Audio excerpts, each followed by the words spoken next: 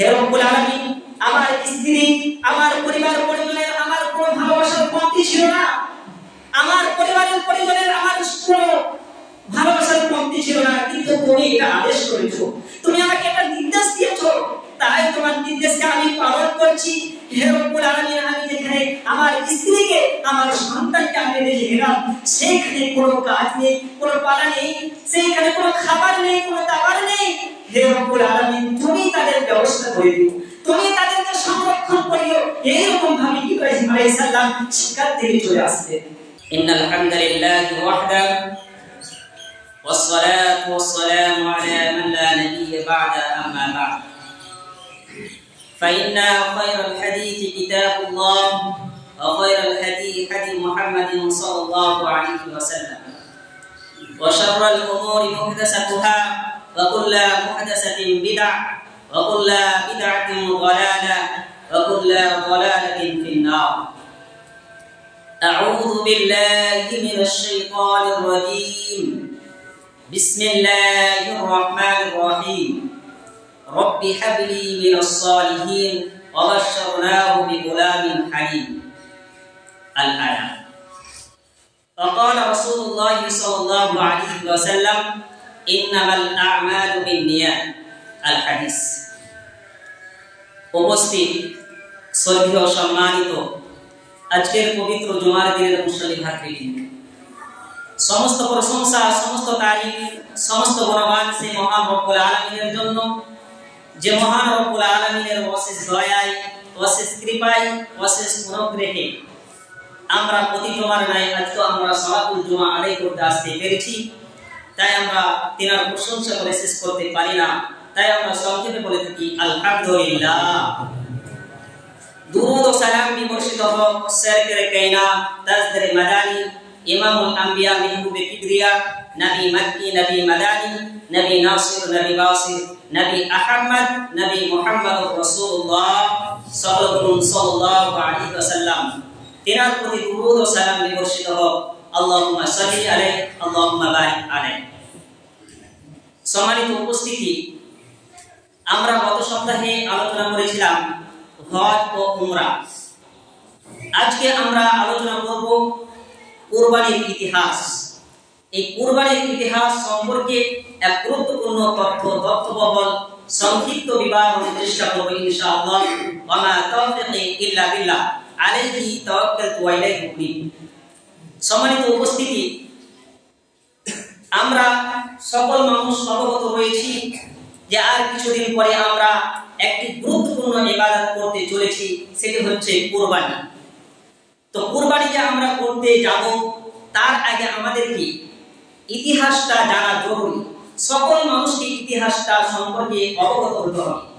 যেহেতু আমরা একটি সম্পূর্ণ নেকি অর্জন করার জন্য আমরা কাজ করব, আমরা অর্থ ব্যয় করব, তো আমাদেরকে সর্বপ্রথম জানতে হবে যে এই কুরবানিটা কোথা থেকে এসেছে এবং এই কুরবানিটা কিভাবে আমরা করব।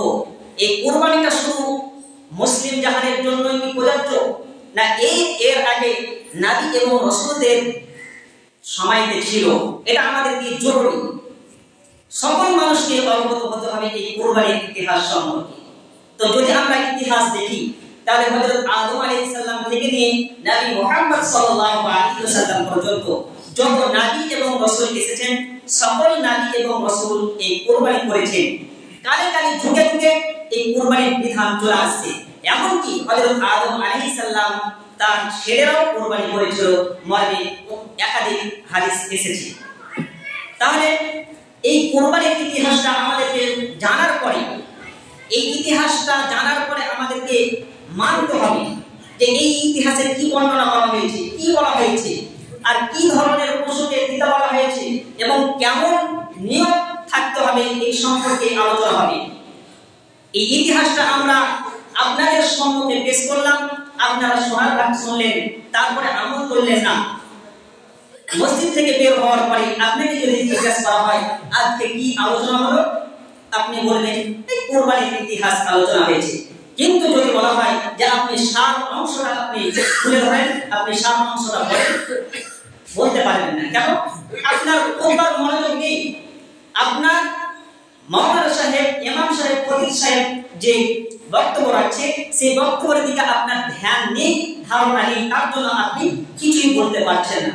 কিন্তু অনেক মানুষের সামনে, চায়ের দোকানে, হাটে বাজারে আপনি বলে বেড়াচ্ছেন যে আজকে মুফতি সাহেব এমন দিল আচ্ছা করে দিল, এমন দিল ধোলাই করে দিল, এইরকম ভাবে বলে থাকি। তারপরে যদি তাকে প্রশ্ন করা হয় কি বললো, বলে জানি না, কিন্তু আচ্ছা দিয়েছে, আচ্ছা ভাবে শাসন করেছে। এটা আমাদের পরিস্থিতি। তাই আমাদেরকে সকলকে এই কুরবানি করার আগে ইতিহাসটা মনোযোগ সহকারে শ্রবণ করতে হবে। ইতিহাসটা আমাদেরকে সকলকে সুন্দরভাবে মনোযোগ সহকারে শ্রবণ করতে হবে।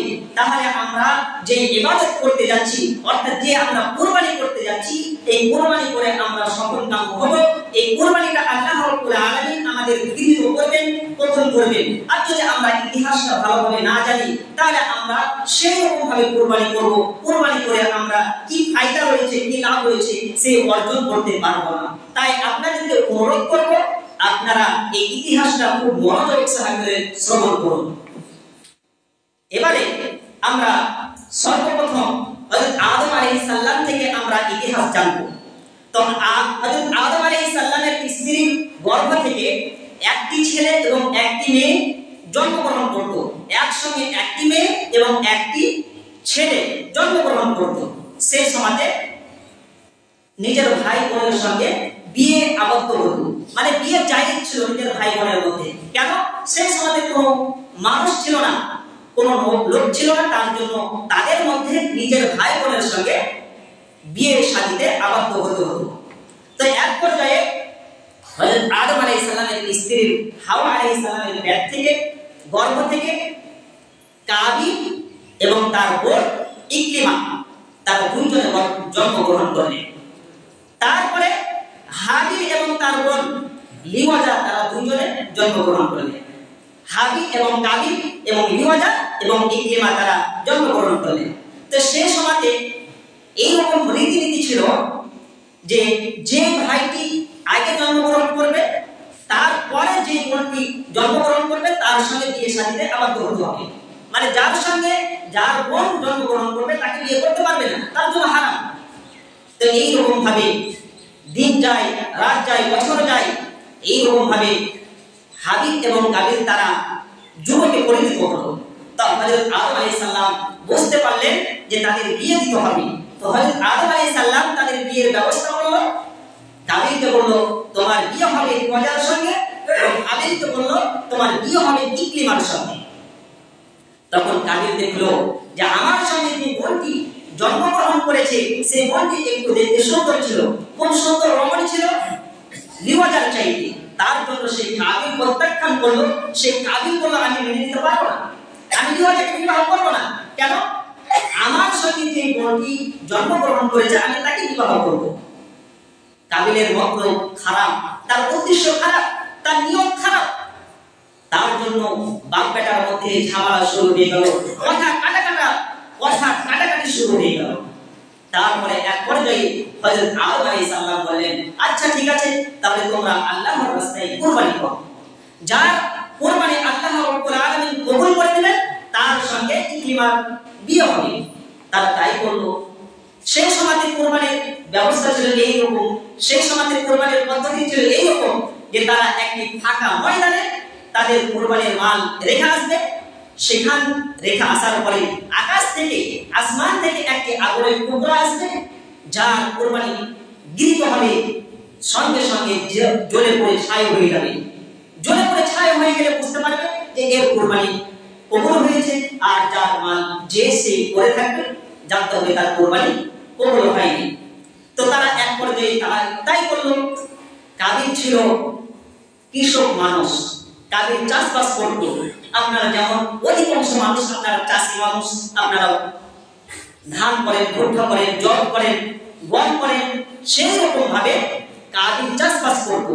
তো কাবিল আল্লাহর রাস্তায় কুরবানি করার জন্য কিছু খারাপ তার মনটা খুব পরিষ্কার ছিল না, তার মনে খুব ময়লা ছিল। তার জন্য সে কি করলো, সে খারাপ কিছু জবকে অথবা গমকে আল্লাহর রাস্তায় কুরবানি করার জন্য পেশ করলো। এবং হাবিল মেষপালক ছিল, সে পশু পাখি মানে লালন পালন করত, সে সবচাইতে তার কাছে যত পশু ছিল সবচাইতে উত্তম পশুটা মোটা তাজা একটি কুরবানি পেশ করলো। এক পর্যায়ে আসমান থেকে আগুন আসলো, আসার পরে হাবিলের কুরবানি গৃহীত হয়ে গেল, আল্লাহ তাআলা কবুল করে নিলেন এবং কাবিলের কুরবানি কবুল করলেন না। এই দৃশ্য দেখে কাবিলের মন খারাপ। কাবিল বলতে লাগলো, এই হাবিলের জন্য আমি সমাজের মধ্যে আমি মুখ দেখাতে পারবো না, আমি লোকের সামনে আমি মুখ দেখাতে পারবো না, যেহেতু আমার কুরবানি কবুল হয়নি, এই হাবিলের কুরবানি কবুল হয়েছে। তাই সে নিজেকে সিদ্ধান্ত করলো, সে নিজের টার্গেট করলো যে আমি হাবিলকে হত্যা করব। এইরকম ভাবে বলছে, আমি তোমাকে অবশ্যই আমি হত্যা করব। তখন দেখুন হাবিল কত সুন্দর তাকে উত্তর দিয়েছিল, চমৎকার উত্তর দিয়েছিল। হাবিল বলল, তুমি আমাকে হত্যা করো, আমি তোমাকে হত্যা করব না, আমি তোমার গায়ে হাত দিব না। তখন কাবিল বলেছিল, ইন্নামা ইয়াতাকাব্বালুল্লাহু মিনাল মুত্তাকিন, আল্লাহ তাআলা ওই সমস্ত ব্যক্তির কুরবানি গৃহীত করবেন, আল্লাহ তাআলা ওই সমস্ত মানুষের কুরবানি কবুল করবেন যারা মুত্তাকি, যারা পরহেজগার, যারা দ্বীনদার, যারা আল্লাহ ভীরু, যারা আল্লাহকে সন্তুষ্টি করার জন্য কুরবানি করে, যারা আল্লাহর নৈকট্য হাসিল করার জন্য কুরবানি করে, তারা শুধুমাত্র তাদের কুরবানি আল্লাহ তাআলা গৃহীত করবেন, পছন্দ করবেন। দেখুন কত সুন্দর কথা বলেছেন। হাবিল একটি ইমানদার ব্যক্তি ছিল, হাবিল খুব সৎ মানুষ ছিল, তার জন্য তার কাবিল তার ভাই বলছে তোমাকে হত্যা করব, তারপর বলছে আমি তুমি আমাকে হত্যা করো, আমি তোমাকে হত্যা করব না, তোমার গায়ে হাত দিব না। দেখুন তাহলে এখন বর্তমান সময়ে যদি আমাদের ভাইয়ের মধ্যে এই রকম কথা কাটাকাটি হতো, তাহলে কি আমরা ছেড়ে দিতাম? আমরা ছাড়তাম না। বড় ভাই ছোটকে মারত, ছোট ভাই বড়কে মেরে দিত, এইরকম পরিস্থিতি ছিল, তারা দুইজনের মোকাবিলা করতো। কিন্তু হাবিল বলছে না, আমি তোমাকে হত্যা করব না। এক পর্যায়ে কাবিল কি করলো, সে হাবিলকে হত্যা করে দেওয়া হলো, হত্যা করে দিল। হত্যা করার পরে সে বড় বিপদে, কাবিল বড় বিপদে। কেন? এই লাশটা নিয়ে কি করবে সে কিছুই পরিকল্পনা পাচ্ছে না, কিছুই ভেবে পাচ্ছে না এই লাশটা কি করবে। এই ইতিমধ্যে আল্লাহ রাব্বুল আলামিন আকাশ থেকে দুটো কাক প্রেরণ করলেন, পাঠালেন। তারপরে সেই কাকগুলি ঝামেলা করলেন, এক অপরে মারামারি করলেন। তারপরে একটি কাক মারা গেল, জীবিত কাকটি মাটি করে তাকে মাটির ভিতরে পুঁতে দিল। এই দৃশ্য দেখে কাবিল মনে করলো যে আমিও খাল করে আমার ভাইকে দাফন কাফন করিয়ে দেব। এইরকম ভাবে সে কাবিল কি হলো, তার ভাইকে মাটিতে পুঁতে দিল। এখান থেকে আমাদের একটি শিক্ষা পাওয়া গেল, এখান থেকে আমরা একটি মাসলা পেলাম, সেটা হচ্ছে সারা পৃথিবীতে যত মুসলিম নামে পরিচিত হয়েছে, যারা মুসলিম তারা যদি মারা যায় তাহলে তাদেরকে দাফন কাফন করে কবর দিতে হবে। এই হাদিস এটাই প্রমাণ করে। তখন থেকে এই হাদিস প্রযোজ্য হয়ে গেছে। আর যারা অমুসলিম তাদেরকে বিনা গোসলে বিনা কাপড়ে তাদেরকে মাটি খুঁড়ে পুঁতে দিতে হবে। বুখারীতে একাধিক হাদিস এসেছে। তো যেটা বলছিলাম সেটা হচ্ছে এই যে কাবিল তার ভাইকে হত্যা করার পর মাটি দিয়ে দিল। তাহলে অত্র ইতিহাস থেকে আমরা কি বুঝতে পারলাম? অত্র ঘটনা থেকে আমরা কি বুঝতে পারলাম? অত্র ঘটনা থেকে অত্র ইতিহাস থেকে আমরা এটাই বুঝতে পারলাম, যদি আমাদের নিয়তটা যদি কমজোর হয়ে যায়, যদি নিয়তটা যদি আমাদের খারাপ হয়ে যায়, তাহলে আমাদের কুরবানি কবুল হবে না। এখানে আপনারা বলবেন যে কাবিল তাহলে তার বোনকে বিবাহ করার জন্য হত্যা করেছিল? জি না, কাবিল তার বোনকে বিবাহ করার জন্য হত্যা করেননি, এই কথা মিথ্যা কথা। কাবিল এই জন্য হত্যা করেছিল যে তার কুরবানি কবুল হয়নি, তার জন্য সমাজের মধ্যে মুখ দেখাতে পারবে না, তার মুখ কালো হয়ে গেছিল। সে ভাবলো আমার সমাজের মধ্যে অনেক দুর্নাম ছড়িয়ে গেছে, আমি তাকে হত্যা করে ফেলবো, তার জন্য সে হত্যা করেছিল। কিন্তু আমাদের সমাজের মধ্যে অধিকাংশ মানুষ এটাই জানে যে কাবিল তার বোনকে বিবাহ করতে পায়নি, তার জন্য হত্যা করেছিল। এই কথা মিথ্যা কথা, এটা সত্যি কথা নয়। কাবিল শুধুমাত্র তাকে হত্যা করেছিল কিসের জন্য? তার কুরবানি কবুল হয়নি তার জন্য। তাহলে আমাদেরকে কুরবানি করতে গেলে আমাদের নিয়তটা শুদ্ধ রাখতে হবে। যে রাসূল সাল্লাল্লাহু আলাইহি ওয়াসাল্লাম বুখারীর মধ্যে একটি হাদিস এনেছেন, হাদিসটি হচ্ছে ইন্নামাল আ'মালু বিন্নিয়াত। আপনি যে কোনো কাজ করার সময় আপনার নিয়তটা শুদ্ধ রাখতে হবে।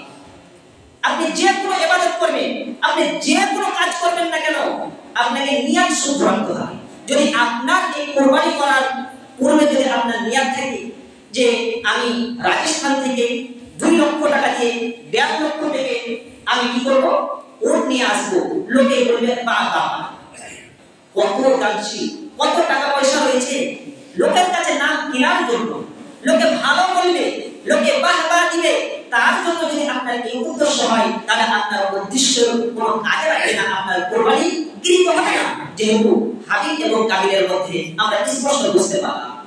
আপনি যদি এই নিয়ত রাখেন যে প্রতিবার যদি এবারও দিব, দিতে হয় দিব, এইরকম ভাবে যদি আপনি মনে করেন, তাহলে আপনার ওয়াল্লাহি আপনার কসম করে বলছি, আপনার কোরবানি গৃহীত হবে না।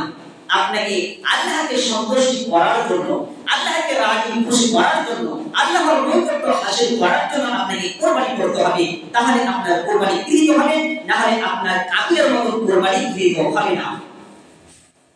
তাহলে আমরা যে কোরবানি করি, এই কোরবানিটা কার কোরবানি? এই কোরবানিটা হচ্ছে হযরত ইব্রাহিম আলাইহিস সালামের কোরবানি। এই কোরবানিটা হচ্ছে ইব্রাহিম আলাইহিস সালামের কোরবানি। যেমন ভাবে ইব্রাহিম আলাইহিস সালাম কোরবানি করেছিলেন, সেই কোরবানিটা হচ্ছে আমাদের কোরবানি, ইব্রাহিম আলাইহিস সালামের সুন্নাহ। তাহলে ইব্রাহিম আলাইহিস সালামের কেমন ভাবে কোরবানি দিয়েছিল একটু আপনাদের সামনে পেশ করি, তাহলে আপনারা অবগত হবেন। ইব্রাহিম আলাইহিস সালাম এবং সারা দুজন মিলে একটি পথ দিয়ে, একটি এলাকা দিয়ে পার হচ্ছিল, যাচ্ছিল। তো যেতে যেতে যেতে যেতে কিছু দূর যাওয়ার পরে ইব্রাহিম আলাইহিস সালাম ভাবলো যে এই গ্রামে, এই মহল্লাতে, এই পাড়াতে একজন অত্যাচারী বাদশা রয়েছে, যে এই রাস্তা দিয়ে যারা স্বামী স্ত্রী পার হবে, তার স্ত্রীর সঙ্গে কুকর্মের কাজে লিপ্ত হবে, খারাপ কাজে লিপ্ত হবে। তার জন্য ইব্রাহিম আলাইহিস সালাম সারাকে বলল, সারা আমরা তো এই পৃথিবীর বুকে দুজনই মুসলিম, আর কেউ নেই, তো আমি তাদেরকে পরিচয় দিব যে আমি তোমার ভাই, এবং তুমি তাদেরকে পরিচয় দিবে আমি তার বোন। এইরকম ভাবে আমরা কৌশল করে পার হয়ে চলে যাব। কিন্তু এক পর্যায়ে এই কৌশল কোনো কাজে লাগলো না। সারাকে বাদশা, অত্যাচারী বাদশা ডেকে পাঠা হলো। তারপরে সারার সঙ্গে খারাপ কাজ করার জন্য উদ্যত হলো। সারার গায়ে হাত দিতে যাবে, তখন সারা বলছে আচ্ছা ঠিক আছে, আমাকে সময় দিন, আমি ওযু করি, তারপর আমি 2 রাকাত নামাজ পড়ি, তারপরে কথা হবে। সারা আলাইহিস সালাম ওযু করলেন, নামাজ পড়লেন, তারপরে আল্লাহর নবী 2 হাত ধরে দোয়া করলেন, আল্লাহকে বললেন, হে আল্লাহ, হে আল্লাহ, আমি তোমাকে বিশ্বাস করি, আমি তোমার উপর ঈমান এনেছি, এবং নবী ইব্রাহিমের প্রতি বিশ্বাস করেছি, ঈমান এনেছি, এবং আমার লজ্জার স্থান আমি আমার স্বামী ব্যতীত আমি কারোর সঙ্গে আমি উন্মুক্ত করিনি, আমার লজ্জার স্থান আমি হেফাজত করেছি। হে আল্লাহ, যদি আমি এই কাজটি তোমাকে সন্তুষ্ট করার জন্য করে থাকি, এই কাজটি যদি তোমাকে তোমার উপর বিশ্বাস করে থাকি, তাহলে হে আল্লাহ, তুমি এই বাদশাকে, এই সৈন্যশালী বাদশাকে তুমি আমাকে পরাজয় করে দিবে, একে হালাক করে দিবে, ধ্বংস করে দিবে। যে মাত্র এই কথা বলা, সঙ্গে সঙ্গে বাদশা বেহুশ হয়ে পড়ে গেল।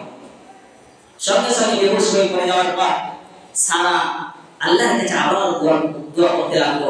আল্লাহকে বলল, হে আল্লাহ, এই ব্যক্তি যদি মারা যায়, এই বাদশা যদি মারা যায়, তাহলে আমরা বড় ক্ষতির মধ্যে পড়ে যাব, আমাদেরকে আটকে দেবে, আমরা বাড়ি যেতে পারবো না। তার জন্য আল্লাহ রাব্বুল আলামিনকে বললেন, আল্লাহ, একে তুমি সুস্থ করে দাও, ভালো করে দাও। সঙ্গে সঙ্গে আল্লাহ তাআলা সুস্থ করে দিলেন, ভালো করে দিলেন। তারপরে আবার সারা গায়ে হাত দিতে যাবে, আবার সঙ্গে সঙ্গে বেহুশ হয়ে যায়। এইভাবে 3 বার বেহুশ হয়ে যায়। তারপরে সে অত্যাচারী শাসক বাদশা তাদের লোকজনকে বলল, হে তোমরা কি আছো, তোমরা এইটা মহিলা দিয়ে আসনি, এটা হচ্ছে একজন শয়তান, তোমরা শয়তানকে নিয়ে এসেছো, একে পাঠিয়ে দাও। তাকে ছেড়ে দেওয়া হলো, এবং ছেড়ে দেওয়ার সময় তাকে একটি উপঢৌকন দিলেন, তাকে একটি দাসী দান করলেন, তাকে একটি তার বাড়ির জন্য কর্মচারী হিসাবে হাজরাকে দিলেন, এবং সারা এবং হাজরা বাড়ি থেকে বের হয়ে আসলেন ইব্রাহিম আলাইহিস সালামের নিকট। তারপরে সারা বলছে, হে ইব্রাহিম, হে নবী, আল্লাহ তাআলা ওই অত্যাচারী বাদশাকে ধূলিসাৎ করে দিয়েছে, ধ্বংস করে দিয়েছে, আমাকে পরাজয় করতে পারেনি। তারপরে তারা 3 জন মিলে রাস্তাতে চলতে লাগলো। চলতে চলতে চলতে সারা হাজরাকে বলছে, আমরা তো বৃদ্ধ মানুষ, আমরা বড় মানুষ, আমাদের বয়স হয়ে গেছে। তখন ইব্রাহিম আলাইহিস সালামের বয়স ছিল 86 বছর বয়স। তারা বৃদ্ধ মানুষ, চুল দাড়ি সব পেকে গেছে। তখন সারা বলছে, আমাদের তো কোনো সন্তান হয়নি, আমাদের ছেলে মেয়ে কিছু হয়নি, তো হে হাজরা তুমি ইব্রাহিমকে বিয়ে করে নাও। তখন হাজরা বলছে যে না, আমি বিয়ে করব না। কেন? যদি আমি বিয়ে করি তাহলে ভালোবাসা ফাঁকা হয়ে যাবে, ভালোবাসার মধ্যে ফাটল ধরে যাবে, ভালোবাসা কমতি হয়ে যাবে, সংসার করার জন্য আমি বিয়ে করব না। কিন্তু সারা বারবার তাকে বলল যে তুমি বিয়ে করে নাও। এক পর্যায়ে হাজরা বিয়ে করে দিল। বিয়ে করে নেওয়ার পর সংসার করে ইব্রাহিম আলাইহিস সালাম। তখন ইব্রাহিম আলাইহিস সালাম আল্লাহর কাছে দোয়া করছে, রব্বি হাবলি মিনাস সালিহিন, হে রব্বুল আলামিন তুমি আমার প্রতিপালক, তুমি আমার আল্লাহ, তোমার কাছে আমি ভিক্ষা চাই, তোমার কাছে আমি সুসন্তান দান করো। আমাকে তুমি আমাকে একটা সুসন্তান দান করো, যেটা আমাকে মান্যতা দিবে, যে আমার আনুগত্য করবে এবং তোমার উপর বিশ্বাস করবে এবং সে ধৈর্যশীলদের একজন হবে। এইরকম ভাবে আল্লাহ তুমি একটা সন্তান দান করো। এই কথা বলা মাত্রই আল্লাহ রাব্বুল আলামিন বলেছেন, ফাবাশশারনাহু বিগুলামিন হালিম, আমি ইব্রাহিমকে এক সুসন্তান দান করলাম, একটা বুদ্ধিসম্পন্ন সন্তান দান করলাম, যার নাম ইসমাঈল আলাইহিস সালাম। ইসমাঈল আলাইহিস সালাম তখন জন্মগ্রহণ করলেন। জন্মগ্রহণ করার পর যখন হাজেরা যে কথা বলেছিল প্রথমে যে আমাদের ভালোবাসার মধ্যে ফাটল ধরে যাবে, সেই একই ঘটনা ঘটে গেল। তাদের মধ্যে ভালোবাসার তফাৎ বুঝে গেল। কিন্তু আল্লাহ রাব্বুল আলামিনের আদেশ হলো, আল্লাহ রাব্বুল আলামিন ইব্রাহিম আলাইহিস সালামকে বলল, হে ইব্রাহিম তোমার স্ত্রীকে এবং তোমার এই দুধের সন্তানকে বনবাস দিতে হবে। দেখুন ইব্রাহিম আলাইহিস সালামের উপর কত বড় পরীক্ষা, ইব্রাহিম আলাইহিস সালামকে কত বড় পরীক্ষা করছে। দেখুন ইব্রাহিম আলাইহিস সালাম বুড়ো অবস্থায় একটা সন্তান পেল, যে চিন্তে কাঁদায় কেঁদে কেঁদে, তারপরে আবার বলছি তোমার এই সন্তানকে তোমার স্ত্রীকে বনবাস দিতে হবে। কত পরীক্ষা দিত। এই পরীক্ষা সম্মুখীন হতে হলো ইব্রাহিম আলাইহিস সালামকে। তারপরে ইব্রাহিম আলাইহিস সালাম ফিলিস্তিন থেকে মক্কা, যেখানে কাবা ঘর রয়েছে, কাবা ঘরের পাশে জমজম কূপটি যেখানে অবস্থান রয়েছে এখন বর্তমান সময়ে, সেইখানে তাদেরকে ছুটতে যাবে। সেখান থেকে ফিলিস্তিন থেকে সেখানে সফর করতে লাগলো। সেই সময় কোনো গাড়ি ঘোড়া ছিল না, সেই সময় কোনো যানবাহন ছিল না। সেখানে হেঁটে হেঁটে হেঁটে হেঁটে সেখানে সফর করলো। তারপরে ইব্রাহিম আলাইহিস সালাম এবং তার স্ত্রীকে এবং ইসমাঈল আলাইহিস সালামকে সেই ফাঁকা ময়দানে রেখে চলে আসছে, যেখানে কোনো বাড়ি নেই, যেখানে কোনো ঘর নেই, যেখানে কোনো খাবার নেই, যেখানে গাছপালা নেই, কোনো পশু নাই, কোনো পাখি নেই, একবারে মরুভূমি, চট্টগ্রাম মরুভূমি, যেখানে কোনো কিছু নেই। সেখানে ইব্রাহিম আলাইহিস সালাম তার স্ত্রীকে এবং তার সন্তানকে রেখে চলে আসছে। এইরকম ভাবে চলে আসতে আসতে তার স্ত্রী তার পেছনে ছুটছে এবং বলছে, আন্তা ইব্রাহিম, হে ইব্রাহিম আপনি আমাদেরকে এখানে ফেলে চলে যাচ্ছেন কেন? এইখানে কোনো বাড়ি নেই, এইখানে কোনো ঘর নেই, এখানে কোনো টাকা নেই, এখানে কোনো পয়সা নেই, এখানে কোনো গাছপালা কিছুই নেই, খাবার নেই, দাবার নেই, আপনি এইরকম ভাবে আমাদেরকে ফেলে চলে যাচ্ছেন কেন? এইরকম ভাবে বারবার হাজরা তার স্বামীকে ইব্রাহিমকে বলছে। তখন ইব্রাহিম আলাইহিস সালামকে তার স্ত্রী বলছে, এভাবে কি আপনাকে আল্লাহ রাব্বুল আলামিন চলে যেতে বলেছেন? তখন ইব্রাহিম আলাইহিস সালাম বলছেন, না, হ্যাঁ, বিমান থেকে বোঝা যাচ্ছে যে ইব্রাহিম আলাইহিস সালাম যেভাবে চলছিল সেইভাবে বললাম, হ্যাঁ।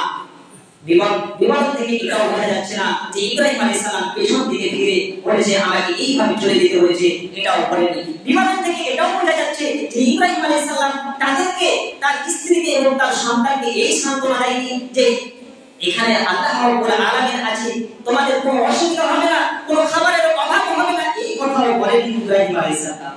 ইব্রাহিম আলাইহিস সালাম দেখুন ইব্রাহিম আলাইহিস সালামের কত বড় পরীক্ষা। তখন ইব্রাহিম আলাইহিস সালাম চলে যেতে লাগলেন। অনেক দূর যাওয়ার পরে সিনা পাহাড়ের কাছে যারা হজ করতে গেছে আপনারা জানেন যে একটা সিনা পাহাড় রয়েছে। সেই সিনা পাহাড়ের নিকট গিয়ে ইব্রাহিম আলাইহিস সালাম দুই হাত তুলে আল্লাহর কাছে দোয়া করছে। আল্লাহকে বলছে, হে রব্বুল আলামিন, হে রব্বুল আলামিন, আমার স্ত্রী, আমার পরিবার পরিজনের আমার কোনো ভালোবাসার কমতি ছিল না, আমার পরিবারের পরিজনের আমার কোনো ভালোবাসার কমতি ছিল না, কিন্তু তুমি এটা আদেশ করেছো, তুমি আমাকে একটা নির্দেশ দিয়েছো, তাই তোমার নির্দেশকে আমি পালন করছি। হে রব্বুল আলামিন, আমি যেখানে আমার স্ত্রীকে, আমার সন্তানকে আমি রেখে গেলাম, সেখানে কোনো কাজ নেই, কোনো পালা নেই, সেইখানে কোনো খাবার নেই, কোনো দাবার নেই। হে রব্বুল আলামিন, তুমি তাদের ব্যবস্থা করে দিও, তুমি তাদেরকে সংরক্ষণ করিও। এইরকম ভাবে ইব্রাহিম আলাইহিস সালাম সেখান থেকে চলে আসতেন। তারপরে বিবরণ থেকে বোঝা যাচ্ছে ইব্রাহিম আলাইহিস সালাম সেখান থেকে বাড়ি ফিরে আসতেন, তারপরে আবার ফিলিস্তিন চলে আসতেন।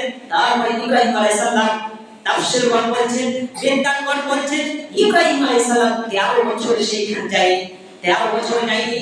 তারপরে ইব্রাহিম আলাইহিস সালাম তারপরে একদিন রাতে স্বপ্ন দেখছে যে তার জানের টুকরাকে, তার প্রধান শিশুকে ইব্রাহিম আলাইহিস সালাম তার ছেলেকে কোরবানি করছে। সুবহানাল্লাহ। দেখুন ইব্রাহিম আলাইহিস সালামের কত বড় পরীক্ষা। একটা পরীক্ষা তো পার হলো যে ইব্রাহিম আলাইহিস সালামের বয়স হওয়ার পর আল্লাহর কাছে কেঁদে সন্তান চাইলো। তারপরে আল্লাহ রাব্বুল আলামিন বলল, যাও তুমি তাদেরকে কুরবানি দাও। এটা বড় আল্লাহ রাব্বুল আলামিন পরীক্ষা শেষ করছেন না, তারপরে বলছেন তোমার ছেলেকে কুরবানি করতে হবে। দেখুন কত বড় পরীক্ষা। তারপরে ইব্রাহিম আলাইহিস সালাম স্বপ্নে দেখার পরে আবার সেই ফিলিস্তিন থেকে আবার মক্কাতে সফর করতে লাগলো। সেই সময় কোনো গাড়ি ছিল না, ঘোড়া ছিল না, যানবাহন ছিল না, আবার হাঁটতে আরম্ভ করলো। হেঁটে এক পর্যায়ে সেইখানে আসলো তার ছেলে এবং তার স্ত্রীর কাছে, এবং তার স্ত্রীর কাছে এসে তার ছেলেকে বলছে, ইয়া বুনাইয়া, হে আমার আদরের সন্তান, হে আমার বৎস, আমি স্বপ্ন দেখেছি যে আমি তোমাকে কোরবানি করছি, আমি তোমাকে জবাব করছি, তোমার অভিমত কি, তোমার মতামত কি, তুমি একটু জানাও। তখন দেখুন তার সন্তান কত আল্লাহ ভীরু, তার সন্তান কত আল্লাহকে ভয় করে, তার সন্তান কত ধৈর্যশীল। সে তার ইব্রাহিম আলাইহিস সালামকে বলছে, আপনার এতে কোনো অসুবিধা হবে না, কোনো আপনি টেনশন করবেন না, আল্লাহ আপনাকে যেটা করতে বলছে সেটাই আপনি করবেন, আপনি আমাকে ধৈর্যশালীদের মধ্যে একজন আপনি পাবেন। ইব্রাহিম আলাইহিস সালাম এবং তার পুত্রের শিশু ইসমাঈল আলাইহিস সালামকে সেখান থেকে অনেক দূরে চড়িয়ে দেন। নিয়ে যাওয়ার পরে 20 তালা 30 তালা উঁচু পাহাড়ের নিচে ইব্রাহিম আলাইহিস সালাম এবং ইসমাঈল আলাইহিস সালাম, সেখানে কোনো মানুষ নেই, কোনো সেখানে জনগণ নেই, শুধু সাক্ষী হিসাবে আল্লাহ এবং ফেরেশতারা রয়েছে। এবং ইব্রাহিম আলাইহিস সালাম সেখানে সেই জমিনে চিৎ করে ফেলে দিলেন তার ছেলেকে, এবং তার ছেলেকে চিৎ করে ফেলে দেওয়ার পর কুরবানি করতে আরম্ভ করলো, জবাই করতে আরম্ভ করলো, জবাই করতে আরম্ভ যেভাবে করতে আরম্ভ করেছে আল্লাহ রাব্বুল আলামিনের আদেশ দিল। আল্লাহ রাব্বুল আলামিন বললেন, হে ইব্রাহিম, ক্বালা সাদাক্তা, হে ইব্রাহিম, তুমি আমার স্বপ্নকে সত্য করেছো, তুমি আমার সত্যকে তুমি বাস্তবায়ন করেছো। আমি আল্লাহ তোমার ছেলেকে আমার কুরবানি দেওয়ার আমার কোনো ত্যাগ আছে না, কোনো আমার প্রয়োজন নেই। আমি এটাই দেখছিলাম যে তুমি তোমার ছেলেকে তুমি কুরবানি করতে পারছো কিনা, তুমি তোমার ছেলেকে কুরবানি করতে পারছো কিনা, আমি এটাই দেখছিলাম। ইব্রাহিম আলাইহিস সালাম তার ছেলেকে কুরবানি করছে, কিন্তু কুরবানি হলো না তার ছেলে। আল্লাহর তরফ থেকে একটি মোটা তাজা দুম্বা কুরবানি হয়ে গেল। সুবহানাল্লাহ। দেখুন বিজ্ঞানগণ বলছেন, তাফসীরগণ বলছেন, এই দুম্বাটা কোথা থেকে এলো? এই দুম্বাটা কাবিল যখন কুরবানি করেছিল, এই কাবিলের দুম্বাটাকে আল্লাহ রাব্বুল আলামিন আকাশে উঠিয়ে দিয়েছিল। সেই দুম্বাটা আবার প্রেরণ করলেন, সেই দুম্বার কারণে ইসমাঈল আলাইহিস সালাম বেঁচে গেলেন। আবার বিজ্ঞানগণ এটাও বলছে যে এই দুম্বাটা জান্নাতের মধ্যে 40 বছর ঘোরাফেরা করছে, 40 বছর সেইখানে ঘোরাঘুরি করছে। এইরকম ভাবে বিজ্ঞানগণ বলছেন, তাফসীরগণ বলছেন, বিভিন্ন ভাবে তাফসীর এসেছে। আপনারা যদি সূরা মাইদা 100 থেকে 2 3 4 5 6 এই সমস্ত আয়াতগুলো যদি আপনারা পড়েন তাহলে আমি যেভাবে বললাম, যে উদাহরণ বললাম এইভাবে আপনারা পেয়ে যাবেন। আপনারা দেখবেন একটু যখন আমি এই ইতিহাসটা পড়ছি আর আমার চোখের পানি থামছে না। অতএব সম্মানিত উপস্থিতি, কত বড় পরীক্ষা দিয়ে আমাদের কাছে কোরবানি এসেছে। তাহলে আমরা এই অত্র ঘটনা থেকে, অত্র এই ইতিহাস থেকে আমরা এটাই বুঝতে পারলাম যে এই কোরবানিটা হচ্ছে আল্লাহকে সন্তুষ্টি করার জন্য, আল্লাহকে রাজি করার জন্য। এটা একবারই মানে একবারই হালাল টাকা দিয়ে আপনাকে কোরবানি দিতে হবে। আপনার যেটা প্রাণ প্রিয় জিনিস সেটাকে আপনাকে কোরবানি করতে হবে। যেহেতু ইব্রাহিম আলাইহিস সালামের সবচেয়ে প্রাণের জিনিস ছিল তার ছেলে ইসমাঈল আলাইহিস সালাম।